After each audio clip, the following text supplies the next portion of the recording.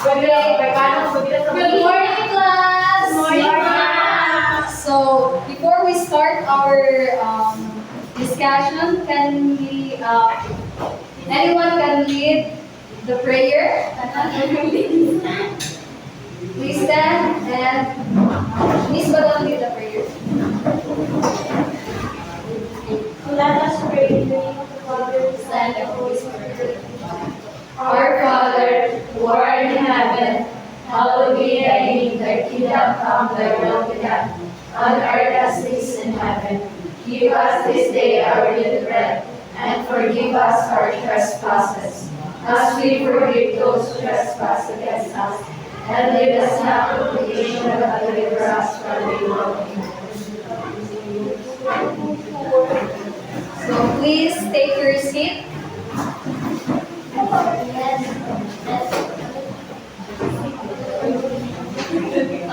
are the absent today? Orca and Bendula. So this is the attendance. Okay. So before we start, let me introduce to you our classroom rules. So here is our classroom rules. Miss Bordago, can you please read? Ask help, be online, do your best, respect others, be kind, finish work on time, and listen carefully. Okay. And here are our objectives. So please read all. Define green assessment activities and identify its purpose in the learning process. Demonstrate how to effectively administer a assessment. Show appreciation on all that Okay, so thank you. So now, let's move on to our pre-assessment activities. So, can you get one up crosswise and answer this? So, direction, make an essay at least 3 to 4 sentences of each questions. And after 5 minutes, students will share into the class. So, here is our activity. So, here is question 1. So, you may now start.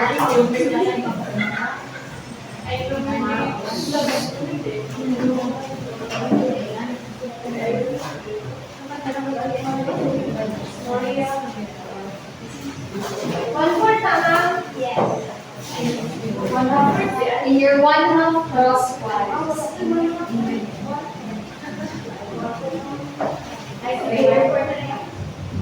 What other answer? Yes. I will give you 5 minutes to do 90 minutes.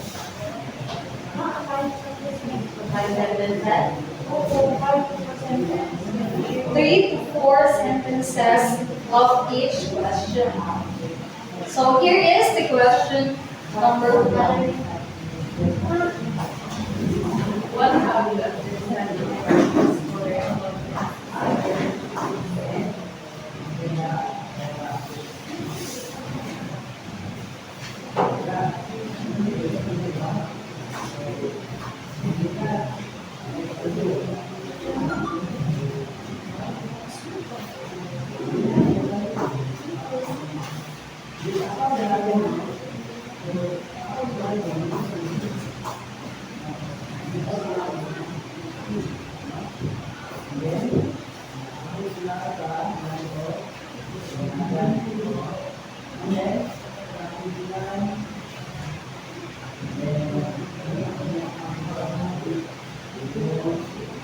Three minutes.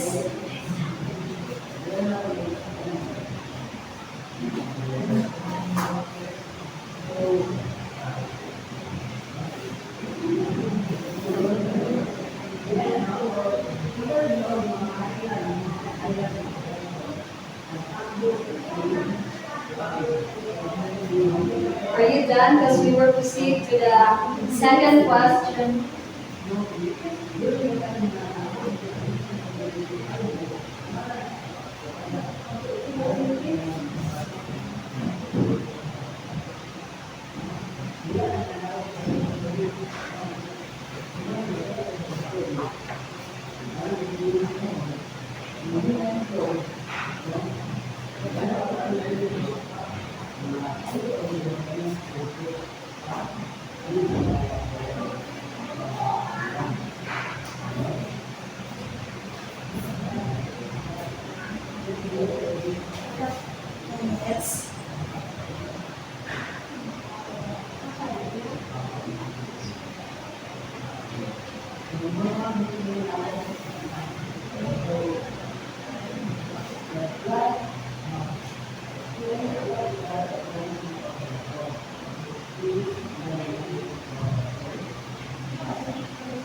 So here is the second question. Why pre-assessment activity is important?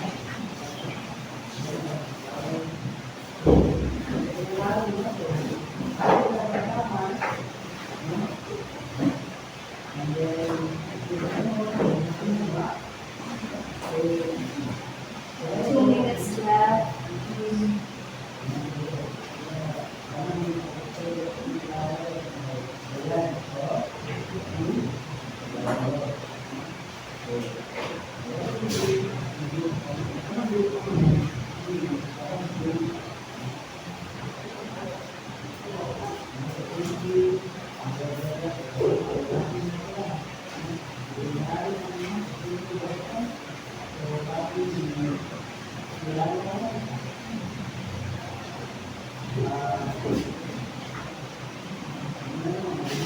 Okay, are you done?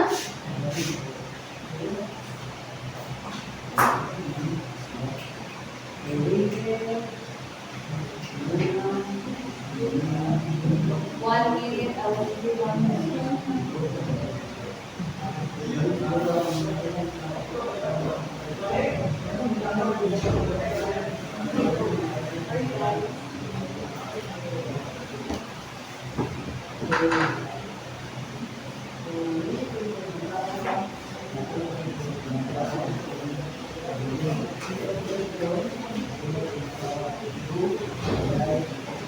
Okay, pass your papers. Finish or unfinished.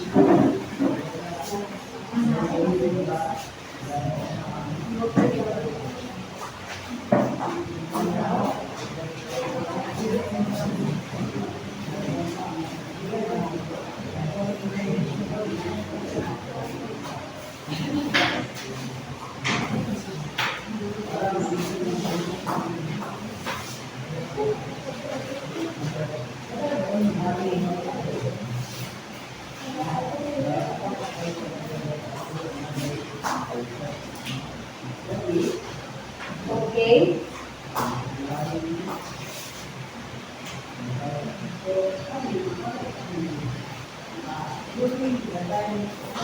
So in our pre-assessment, why pre-assessment is very important to us as a student? Yes.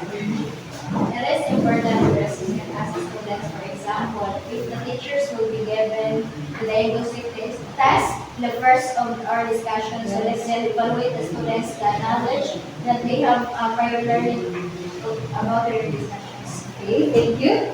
Any more? Next question, why recruitment is important? It is important as a future educator to recognize our learner or student and to recognize their background or what one he or she witnesses and strength before move forward. Okay, thank you. So, let's move to what is pre-assessment. So here is pre-assessment is a test taken by the students before a new unit to find out what the students needs or more instruction on what they may already know. So let's move on to before pre-assessment. So before pre-assessment, Ms. Bahardo, can you please read and give some insight?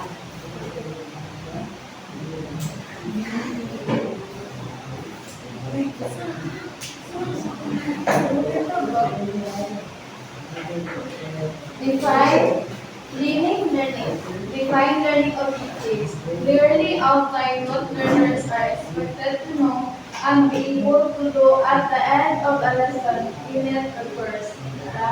Yes, can you share your insight? Wait. Clearly outline what learners are expected to know and be able to do at the end of the lesson. In defining learning objectives, it is where you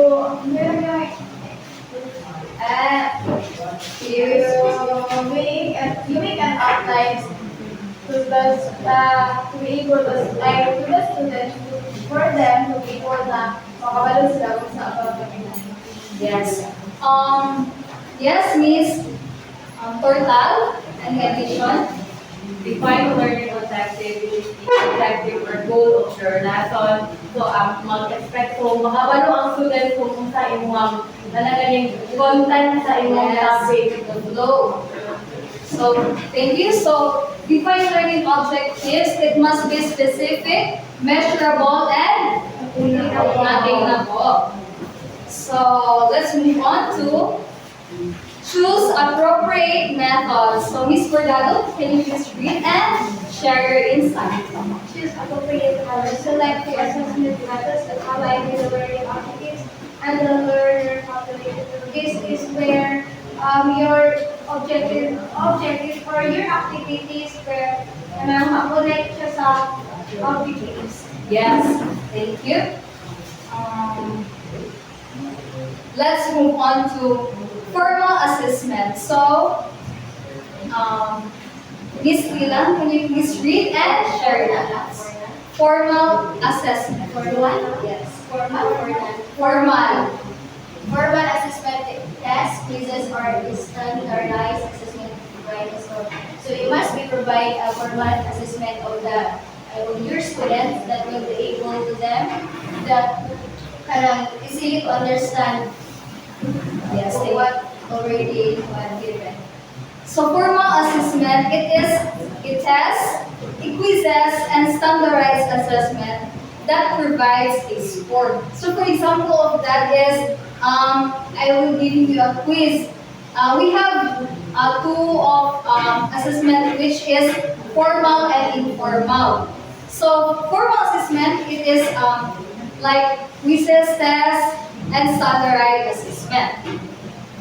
And let's move on to informal assessment. So informal assessment, can you please read Miss Infistan and share your thoughts? Informal assessment, quick activities like quick write, concept maps, or think fair share. Informal assessment like dila nang pala ng dinalian galing activities like kanang essay, mga larot, o nang unsay thoughts nimo aning topic, then or kanang naay ka ng pag-brainstorming. Yes. Yes, this thing to share. So let's move on to interviews and observation. So can you please read Mr. Tal and give some insight? Interview and observation, one-on-one conversation or observing learning for to gauge understanding one-on-one. So, ako mo siya dito yung kuan, di ba ito naman? Interview. So, kuan, talagang mag-tutor ka, di ba kung mag-tutor ka kay one-on-one, tapos yung kuan yung learner or yung natutuan ba yung nabalo siya yung kuan, talutan. So in addition to thank you. So in addition to the interviews and observation talks about the oral education of your students, which is mag-oral ka and yun yung ikaw mag-one-on-one na you Yes. can observe your students if ever na ba siya yung experience or thoughts about your lessons. Yes. Yes.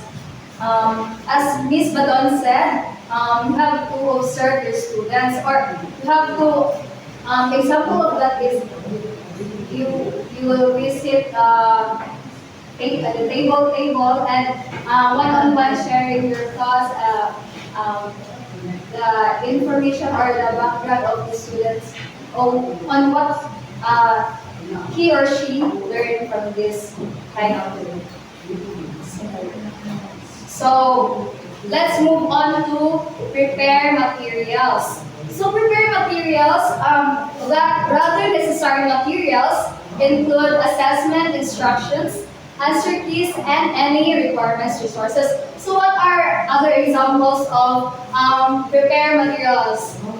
Anyone? Yes, Ms. Badot? So, prepare materials for reviewing mga visual aids, items, photos, and PowerPoint. Yes.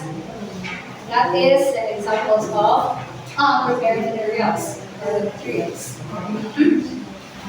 Let's move on to communicate purpose. So, Ms. Tanoy, can you please read and give some insight? Communicate purpose. Explain to learner the purpose of the pre-assessment, and that is not for grading but rather to inform instruction. So communicating purpose is the one that like ganing you need to communicate with them whether they understand what you have kung sa ilang ganing exact na limit sa ng ilang understanding about the pre-assessment. Okay, thank you. So communicate purpose. So this is the explain learnings of the purpose of pre-assessment. So as you observed a while ago, I have a pre-assessment activities which is related to my topic is pre-assessment activities. So it is what is the purpose of pre-assessment, and it is not for grading only. It is to measure your previous learning, about this kind of topic. Let's move on to set a standable timeline. So set a suitable timeline. It is pre-assessment in advance. The learning activities follow time for analysis and lesson planning. So for example, as I have my pre-assessment, I have to set a suitable timeline for that. In order for me to know what are other materials or materials that can I add to the lesson plan, in order to know what are your weaknesses or strength. Yes. Let's move on to the after pre-assessment. Miss Dila, please read. Analysis of review the pre-assessment method of the largest grant to be assessed for knowledge and university. So, analysis, so for example, in the university test, the first things that will be test given of the teacher. So, you must be able to, after the after the common test, you must be analyzing ilang score. Like, kung asa pa, ay test mo ang ilang sa students o prior knowledge kung asa sila nag-enhance pa ilang kuan, enhance pa ilang knowledge or improve pa. Thank you. So in addition to the pre-assessment before and after, pre-assessment before and after, can you please read Ms. Bordago the purpose of pre-assessment learning or assessment? Identify baseline knowledge, understand what participants already know and where standing for age activities. So the purpose of the assessment is to identify the base knowledge. So this is to understand what participants already know and their skills. So I've said a while ago that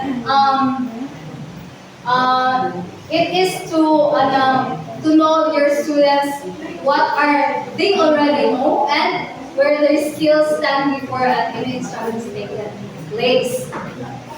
So the information instruction, this is to tailor the learning process and common methods. Before set learning goals. So Mr. Belhula, can you please read and share? Set learning goals. Use the results to set specific learning objectives for participants. Set learning goals it is a paano set ka kasi mo ganahan mag-goals sa mong student or learners para or ganang kasi mo ganahan maganan ka pa kasi ganahan nila makatanan para resulta or ganahan pero ganahan makuha ng kuanan na tapika siya ng So set learning goals, it is must be have a goal or specific. It must be specific or as I said, brush the objectives. It must be specific and you have a goal for your students to at the end of the lesson, students will be able to understand that. Yes. So, common methods. Here are the common methods. So, number one, please read Miss Zerna and there's this. Diagnostic test on quiz. Quick quiz or diagnostic test on which initial knowledge on the subject. So diagnostic test or quiz, this is after or before pa sa discussion magkakaroon ng initial assessment para student din assessment knowledge. Yes, in order to, as I said a while ago, in order to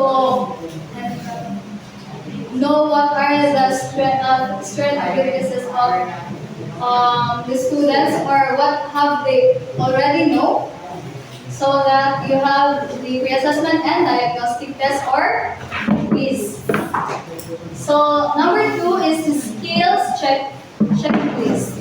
So please, Ms. Lagon, please read and share. Skill checklist. Provide a checklist of key skills or competencies and ask for information to rate proficiency. So the skill checklist talks about during our senior high school year, tagalog ko papers sa mga advisor that ay nakabutang nito mga skills, different skills, kung saan oral, tapos kung mathematics, ganahan ba mga teachers, kung explain na mo, or mas ganahan ba picturize or visualize ang mga lesson. So, dito sa skill checklist ito na-determine sa mga teacher, if asa dito ang mas weakness or suitable sa mga Okay. So let's move on to personal reflection. Personal reflection, it is participant write about their current understanding, experience, and expectations for the learning process. So these personal reflections, it is a current understanding of your students or experiences of the students for the learning process. So if then mo ma-measure or measure mo if gusto nakatunan sa students for their previous current understanding. Karon na-understand nila. For you to move if the students will understand, yes, your idea, self-reflection. So number 4, brainstorming season. So Ms. Lopez, can you Please read and share your thoughts. Brainstorming session. An activity where participants list what they know about the topic. This can be done individually or in group. When we say brainstorming session is like diba, before sa discussion is not an activity. So, brainstorming session is para makabalo sila kung sa kapakailangan to ang topic o discussion. Yes, in addition to Miss Lopez. In addition to that, di ba, every demonstration na to Carol is, you need to have meetings every time na nakikaan. And then, needed siya mag-brainstorming to know their ideas and to gather all the ideas na ganahan mo para suitable siya sa kanang kagaya. Yes. So, in addition to Miss Kanye said, in brainstorming season, it is session. It is where, like for example, the activities we have brainstorming activities. So, in order to gather information, students will participate their ideas and experiences on that kind of learning or learning. So that is brainstorming session. So discuss and interview. Please read Ms. Infosan and share your thoughts.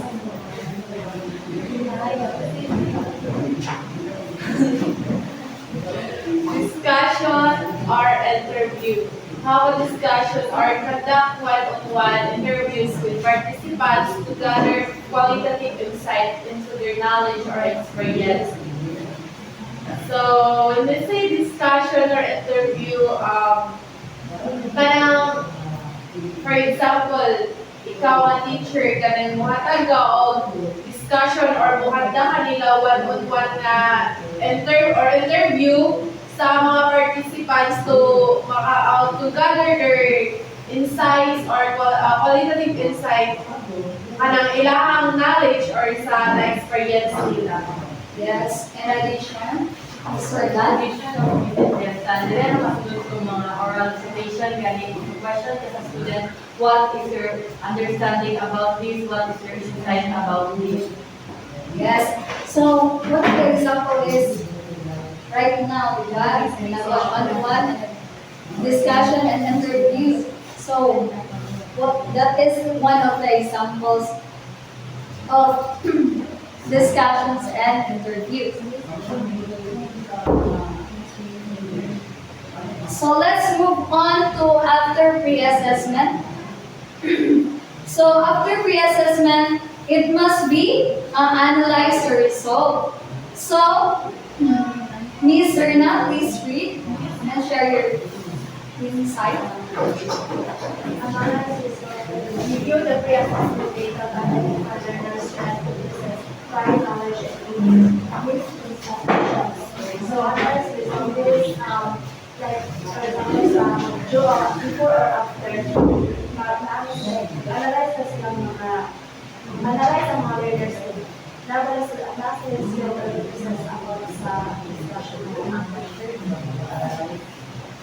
In addition, Mr. Tal. Analyze the result of this data. So, this is talagang after the assessment of your learners, need to analyze the result, kung asa sila nagkakanagaling, asa ilang weaknesses, or asa sila mas gusto. Yes. To analyze what are the weakness and strength of the students in order to and any misconceptions of in the students' learning so that mo siya ma-correct or add. So differentiate instruction. Miss Bahardo, please read and share your insight. Differentiate instruction. differentiate instruction, adapt teaching strategies and materials based on the assessment result this might involve. To differentiate instruction is you have to make strategies and materials based on reassessment kay dili ka align na kaya wala kayo ka mga strategy so May kasagutan. Yes, idea or addition is ilang. Different. So you must be able to provide specific strategies, like for example, during your discussion, you must be able to provide materials na set or sa inyong topic that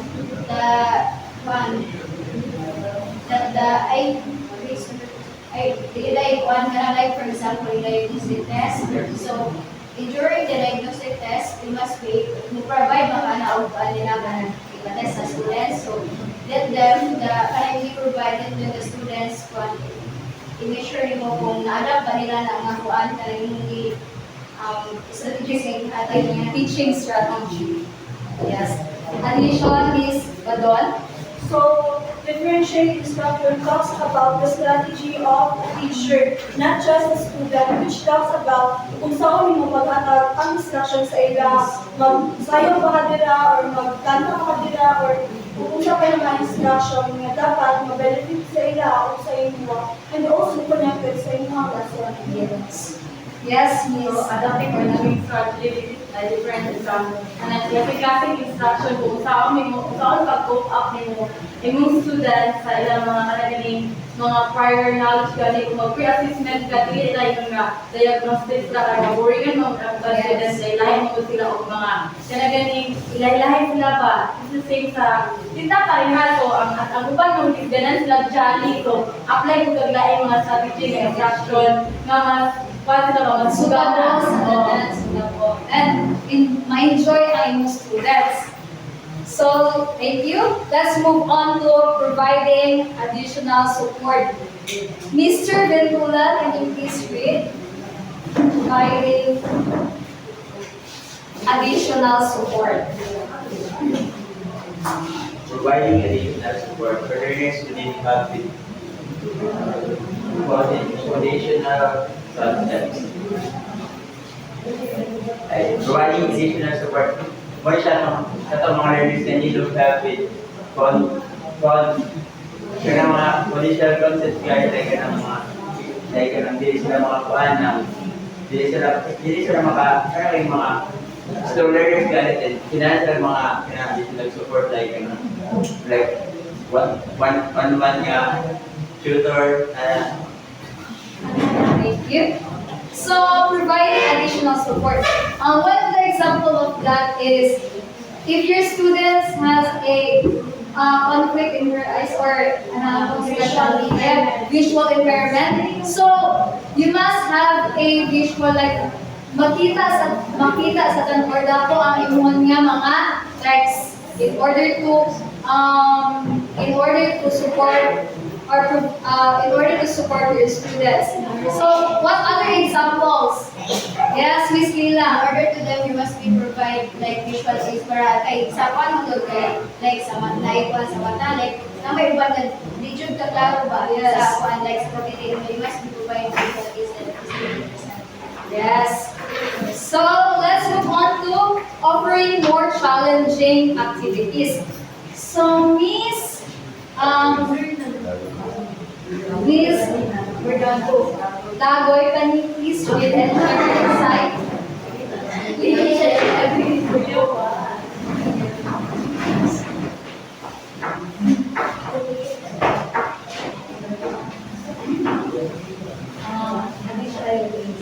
Offering more challenging activities. offering more challenging activities for learners to demonstrate mastery of the material. So for like example, the students already know about your topic, so you need to challenge them and by giving a challenging assessment or an activity. Yes. So, offering more challenging. If the students already are,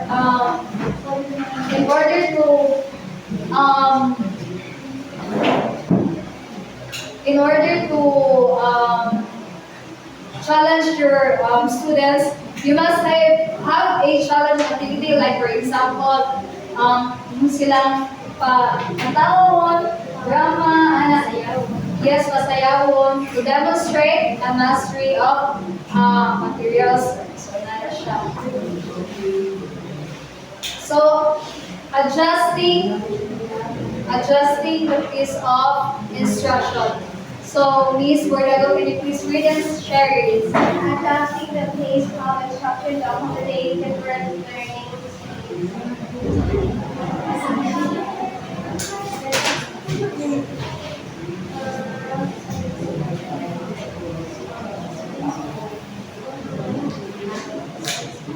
So, Miss, thank you. Miss Badon, can you share your insight? So adjusting the pace of instruction, it talks about dealing with different students, culture, perspectives, and also their different magaling mga anak nila mga sakit. Like for example, na sila ay visual impairment, hearing impairment. So in order for you to di ba, magban sila, mag-usa sila. So in order for you to accommodate them all, you need to have a different strategies and different instruction, not just only the pagpili ka pero ginigin mo sila, mula din ka mag-bias gani. Yes, bias. Pantay sila, equal sila, ma-accommodate sila tanan in one way na ma-master ang learning sa ila. Pwede ba mag-process? Yes. Yes, additional? Additional po lang kung sa mga just in case of instruction. Mas big ka na endure the discussion. Kanang dili ka na nagsik pa yung buwan ba kanang explain his way kuan kanang kuan rapat dili kayo kuan kanang pas dili kayo kuan hinay that the student is really to kuan understand. Yes, kay students have their own kind of strategy to cope up the lesson. Na uban slow learner, na uban fast learner. So in order to you must adjust their ilang mga differences so that can anyone can understand your lesson. Yes, additional. Addition, for example, na ka na ganing magpa-instruction kasi yung activity or sa ka na ganing magpa-activity ka, group activity. So naman na yung mga instruction na uban mo mga student is kami na ganing slow learner gani Yes. na dapat hindi mo siyang i-adjust for that. Example na may instruction nila, yung na iba, i-base na nimo na specific na niya. Uban mo student is slow learner, so mag-adjust kung kayo i-adjust na po na instruction in order them to understand. So thank you. Address misconception. So Miss Anoy, can you please read and share your insights? Address misconception.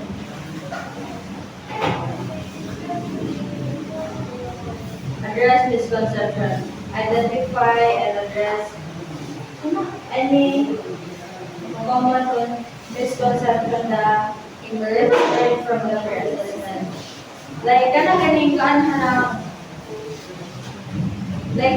mo yun dito nga, wala sila nakasabot sa kanang katabi. You need to one-on-one mo o a discussion for them to understand what you discuss from your katong discussion niyo. Addition, Miss Baron. Address misconception. So address misconception talks about the weakness of your students or the previous experience or previous knowledge niya already cover up the present knowledge.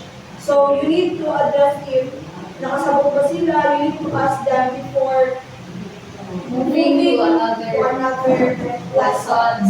Yes. So let's move on to inform future learning.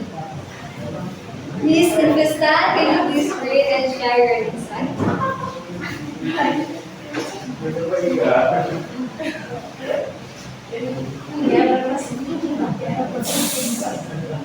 Inform future learning.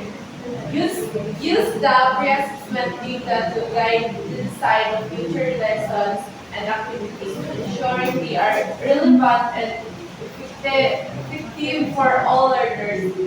So, in far future learning, talk about gamit our pre-assessment data to guide our student sa atong for our future lessons and sa mga activities nga relevant para nila o effective sa tanan na learners. Yes, Miss, thank you. Miss Tortal, Inform future learning. So, pag mag-pre-assessment ka, dapat ang imuhang topic is relevant siya or related siya sa imong next topic. So, ang kuan, so, kanaging isa siya sa way or guide sa learners in order them to know what is the next content. yes, inform future learners. Miss Lila, I should have, like, for example, sa iba, in university, ikaw ka namin po na kasi yung sa mga yung sa course. Kailangan mo mga kailangan mag-catch up na sila doon. Kailangan mo sa topic na yung what are the discussion for today. So, para ma-effective ang learners kung sila po sa yung topic ng gulay. yes. So, inform learning, future learning. So, i-cover up, continuation ra sa inyong learning before the past weeks, your RPL, yes, RPL pre-assessment, and you must be inform future learnings in order that they can already have an idea of what will be our discussion this meeting or our future lesson. So let's move on to provide feedback. So provide feedback. Miss Abordagog will share your insight. Provide feedback, offer constructive feedback to learners based on their pre-assessment performance, focusing on areas to improve for improvement rather. So only in this where the teacher provide feedback to the students wherein kanang makita sa maestra o sa away improve or away intake wherein that to the student na ilang i-apply na para kung sa ilang sake sa ilang performances. Yes, addition. Addition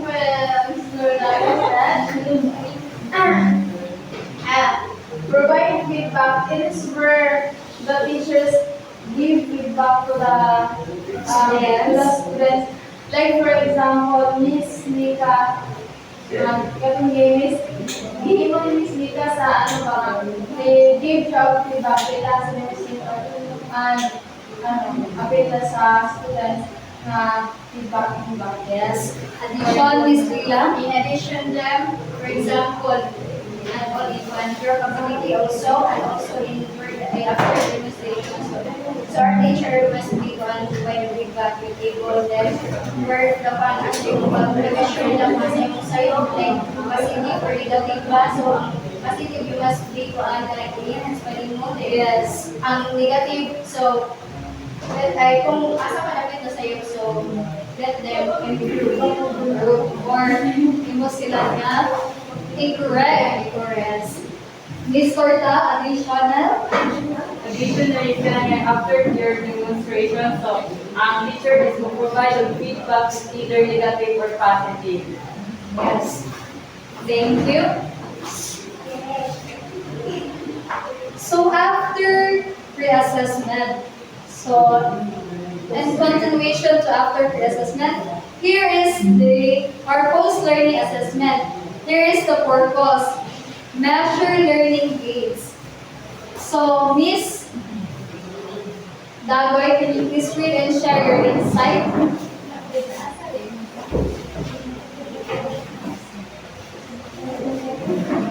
Measure learning gains to determine how much knowledge received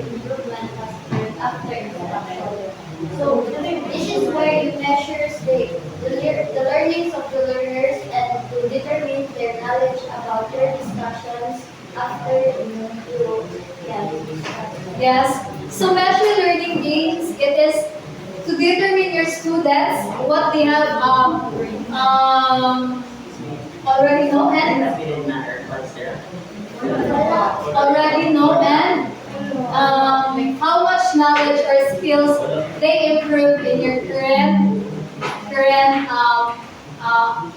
assessment or current lesson and the after the instruction. So this Liam, like for one, generalization, but after your session, they have generalization, mask them, one, and it test them on prior knowledge and also skills of the students after that one, sessions. okay, thank you. Let's move on to validate learning outcomes. So Miss Serna, can you please read and share your insight?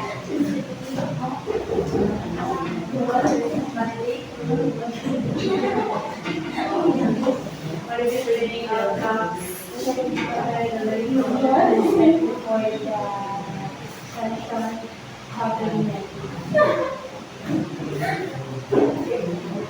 So, validate learning outcomes is a set of objectives where before that session is mag-ungkat sa mga objectives so that the students sa imong lesson na lang so that ito yung mga Okay, thank you, Miss Serna. Addition, Miss Petula. Validate learning outcomes.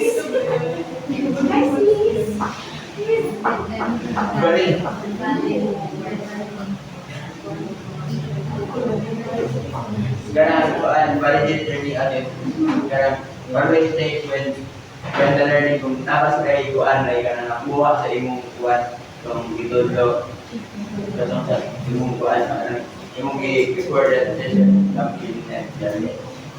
Yes, addition, Miss Madol. So validate learning outcomes talks about the results and evidence of the pre-assessment if ever nakakuha na ba sila or nga na ba sila yung idea sa mga next lesson before proceeding to the next session, which is na-meet ba nila ang mga expectations ang imuha expectations sa ila while they are having a pre-assessment before the pre-assessment. Yes.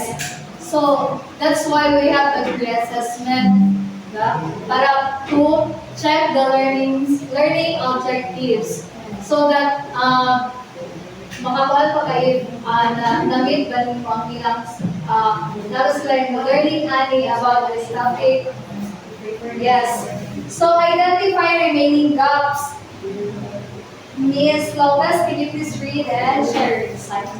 Identify remaining gaps. Highlight areas that we still need improvement or further instruction. So, when you see identify remaining gaps, imo siya, you need to improve kung asa ka dapit sayo pa you need to correct if asa ka dapit where you improve. Yes. So identify remaining gaps. You as a student, you as a teacher, you have to identify the gaps or highlight the area that they still need to improve. Like for example, sayop siya diri, so dapat you will turn into correct to improve their knowledge about this or yes. Miss Tan, any addition? So, ganito validate. Identify remaining gaps. Identify remaining gaps. Highlight areas that we still need improvement or further instruction. Identify remaining gaps. It focus sa anong also need na to mag-improve or also mga improvement Students. of the students for their instruction. Yes. Let's move on to reinforce confidence. Miss Kana, can you please read and share your insight?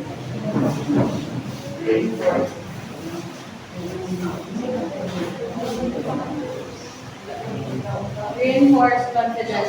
Show participants their progress, boosting their confidence in the material.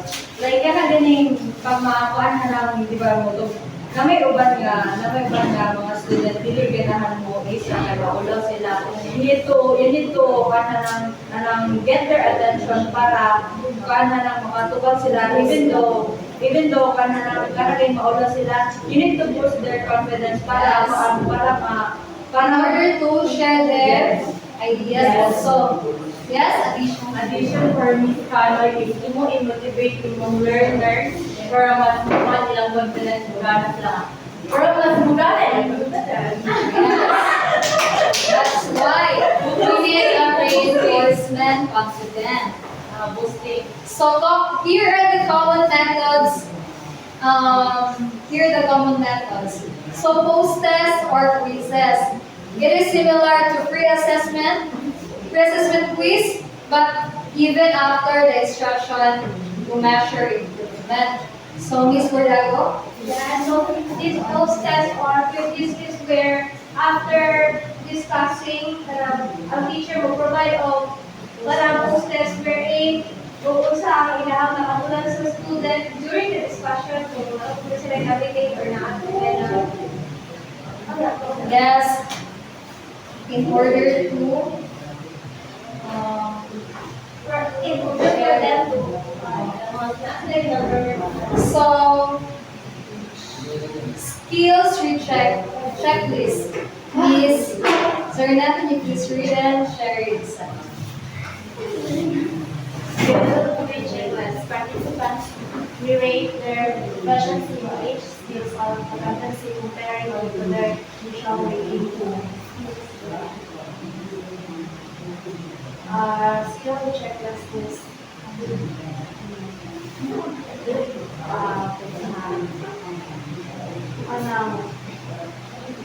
about this improvement of the students. Asa sila tama or asa sila naka-gain of knowledge. Yes. Addition, Ms. Balon. So, in addition, skill checklist talks about the after checking, di ba, ang kanya is skill checklist. Yes. So, before ko siya sa before sa discussion. So, karon is after. So, skill checklist talks about you want to check if ever katulad ba gihapon ang dipili sa inyong students or participants or trainees na efficiency para niya regarding sa discussion if asa siya mas talagang mas comfortable. Comfortable. Yes. So, post-reflection is Mr. Ventula, can you please read and share your insight? Reflection. Past reflection. Ask participants to reflect on what they have learned and how their understanding has changed. Past reflection yan. Yan ang mga learners nga, sila reflect sa ilang na-learn about that topic and kung sa ilang part kung sa ilang na-sabtan ang pagka-tinigari sa inyong topic and kung nakastudio siya or wala. So, thank you, Mr. Ventula. So, post-reflection is what the student understand their discussion and what they have learned. Yes, what they have learned and unsa ilang kinahanglan nga i-improve or change. So these students this can help the students to understand more and what they have already know and what they have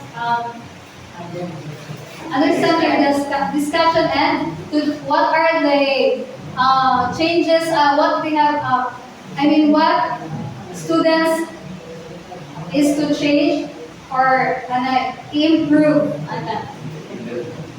Presentation or demonstration? Miss and Kristen, can you please read and share your insight?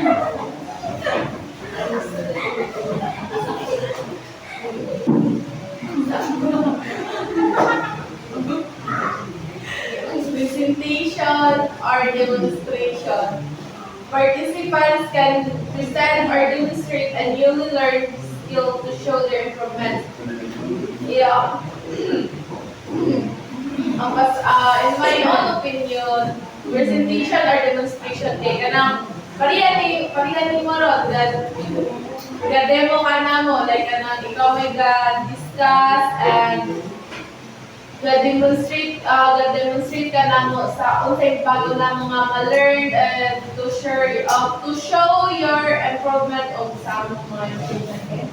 Addition?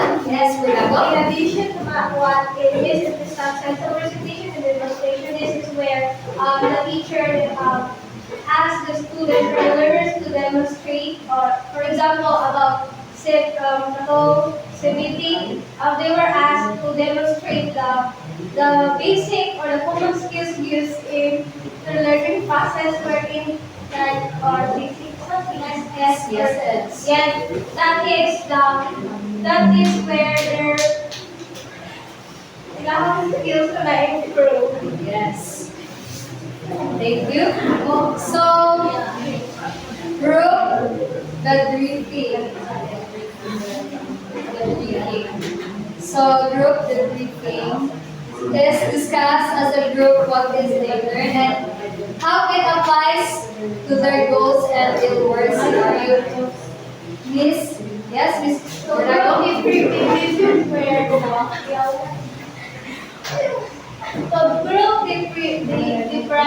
this is where the students i-apply nila ang imong lesson into a real life situation wherein ang katong ilang mga na-learn mo baka ilan i-apply ito and there was real world scenarios and how can they cope up with a specific scenario. Yes. Yes, Mr. Bintula, addition. Group briefing. Group briefing is alam at addition. Yang i-discuss niyo as a group sa inyo na learn about the topic and you need to apply it to gain goals para maging yan ang goals nga about ang topic and ma-apply ninyo in a real scenario. Real world scenario. So, for example, that is ganang nag-ground po, di ba? For example, imuhon nga man skills is imuhon nga na-learn into is computer. So, you can what have you group learn or how to apply or for example, kabalo na ka or you already know how to assemble PC, you can now apply to real world scenario which is in your future or apply mo of work. Yes? Another example during experience a different one matasan track. So when we able them katong yung track is apply if one like take a job like for example sa TBS. So like katiko o muloto ito. So we must be able them then it is important to apply like maybe Okay, thank you, Ms. Mila. Mr. Tal? No, kamangfi dali before dali iwan sa ato ang assessment kit katong natutod sa mga students ng mga bata learners is nag-discuss sa tawag unsay dapat atong buhaton unsay mga step unsay mga flow sa pag-teaching. Yes, addition, Ms. Canoy. In addition to that, kanang sa CSS na mo is kanang natuon na by pair man kay needed na ka-partner kayo mamukatan ng banner kay partner ng paan. Kay pili ka to ba kay mong partner dito na po sa ating assessor na mga paan na Taylor na mo kay needed na siya na nang kay pag paano kung mo ka pwede na ka mo i-apply mo na siya into your paano na sa job mo bisod mo sa dira kay if masipyan ka o gas dili na gyud na siya makuan dili na ma-fix ang imong makuan ma-fix man siya pag paano na magbalik na ka sa silungdanan. Yes. Thank you. Thank you. So, let's have a group activity. So, any questions regarding to our None. Okay. Let's have a group activity. So, since we have no time,